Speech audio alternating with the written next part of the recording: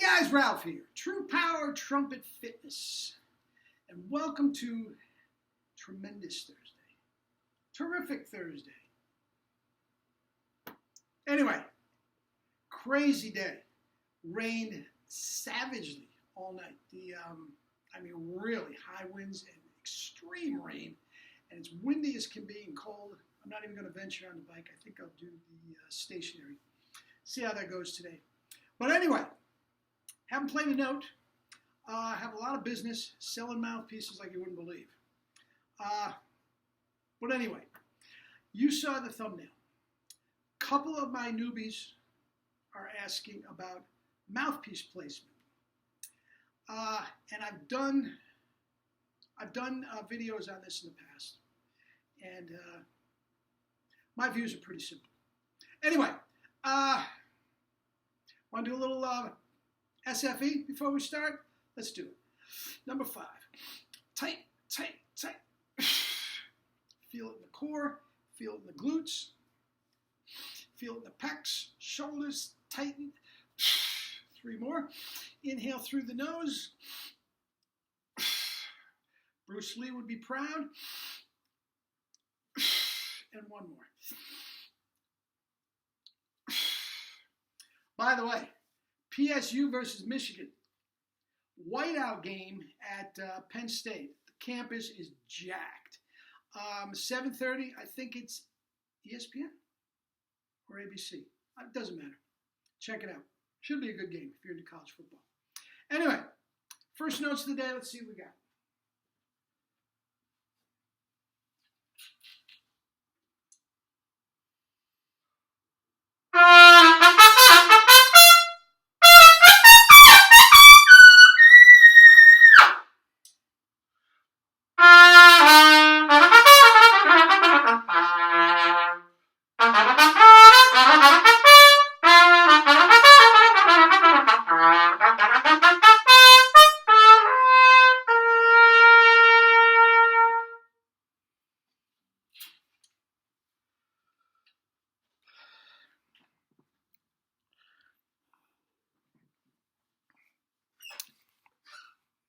Anyway, one of my favorite little ditties, one of the reasons I like it so much is Maurice Andre told me years ago. He was doing a thing at Giardinelli's, right across from Jerry's studio. I was still in college. And went in to see him, and he says the most difficult note that he ever has to play is that low G. He can't get it. And that's on a C trumpet. And he tried it a couple times, wouldn't come out. This is Maurice, man. Anyway, you saw the thumbnail. Mouthpiece placement. 2/3 top, 1/3 bottom. 50-50. Guys, it is the biggest pile of crap. It is worse than the ketogenic diet. How dumb it is. And it's been going on since the beginning of time. I'm not, taking it. Well, I am going to take somebody in particular. I mean, our boy Philip Farkas. I mean, it's not just him. I mean, every single, method book since the beginning of time, Bellwood, Tuna Day, shows you 50, pictures of it, and make sure it's 50, make sure it covers the red. Guys, it is so dumb. Guys, everything you're doing, everything that matters is inside the mouth. Where you're putting the mouthpiece is immaterial. Okay? Now, the reason I have for saying this, now I have very good teeth. I've had no problem. It's been right in the middle. Vacchiano moaned and groaned a little bit that I was a little on the red on the bottom lip, but he said that wasn't the problem. As long as you're not, not a big deal. Okay? And plus, I could play low F sharps better than him, so he was jealous. He didn't care. And for the most part, he didn't care. I'm getting ahead of myself, okay? Farkas. Now, he is the biggest. It's just, guys, throw that book away. It is drivel. Now, Vacchiano himself said, I never met the man, and I never heard him play. I heard the Chicago Symphony once at Carnegie Hall, and that he had retired. He might have been down on fourth horn. I'm not sure. I don't think so. I think he was gone. Okay? Vacchiano said this. He said the worst player he ever heard in his life. He said he has two notes. He cracks one, and he has the assistant do the other. That's what Vacchiano said. Okay?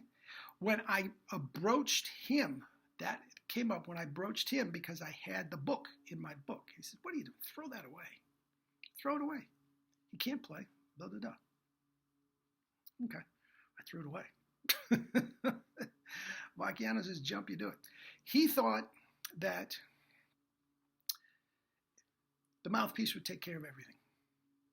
Just put a different mouthpiece and just fool around with the mouthpieces, the throats, the cups, whatever, and sooner or later, it's going to fix it. I never believed that, but anyway. So this is the beginning of time. But the fact of the matter is, guys, we all have different teeth. We all have different lips. We all have different jaw. We all have different facial muscles. Guys, to say that there's one way to put the mouthpiece and one specific way and one equation that you have to have is ridiculous. Ridiculous.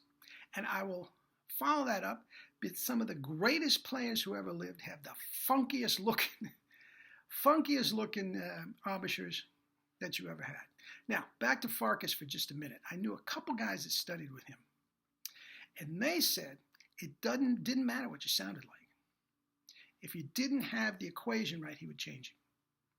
You could be the best horn player in the world. Clevenger, whatever. Doesn't matter. If it doesn't look right, he's changing it. All right, I digress. And when I was playing, teaching full time, I would literally, if I had a minute, when these books came in, I would rip those pages out. I didn't want some dedicated little kid, 10-year-old kid, to go through there and say, well, gee, anyway. So if anybody comes to you with an equation that it's got to be a certain way, just take your $40 back and walk out the door. They don't know what they're talking about this, and chances are good they don't know what they're talking about anything else. All right? Now, the reason I could back that up, again, Vacchiano didn't care.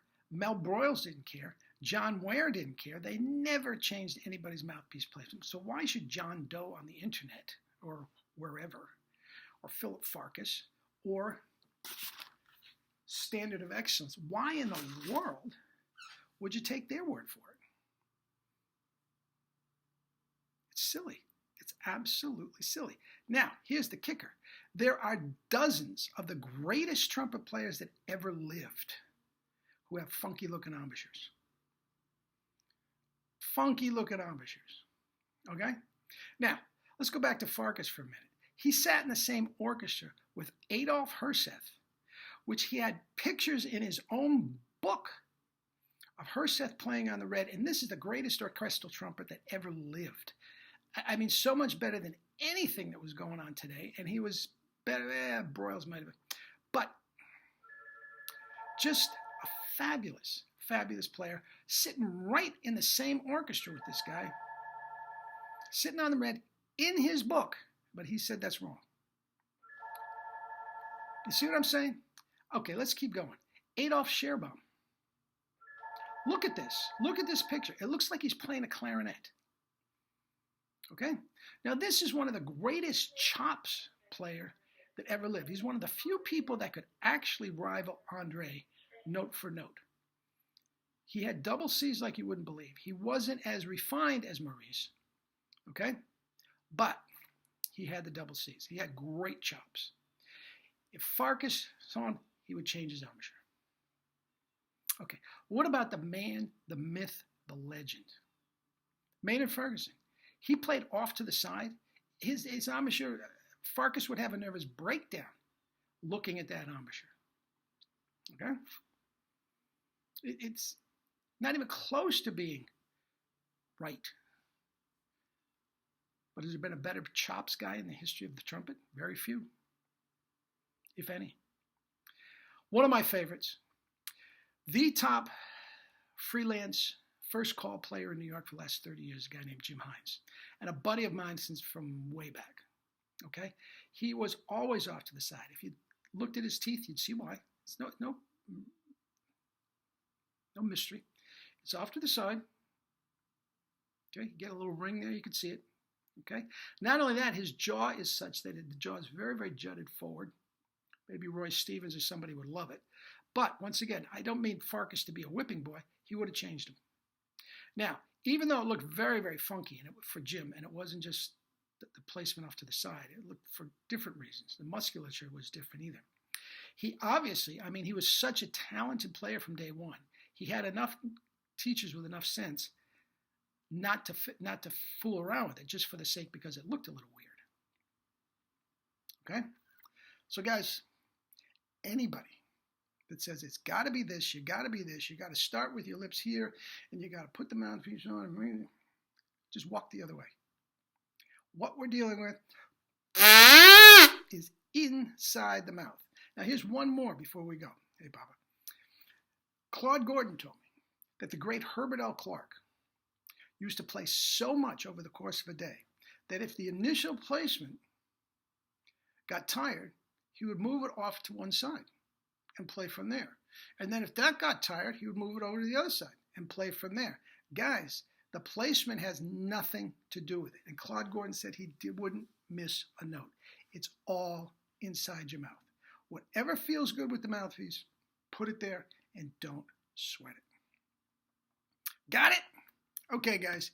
Eat and drink fruits and vegetables and live your life with true power. Not the fake stuff. True power. Love you all. Hear that? Just selling more mouthpieces.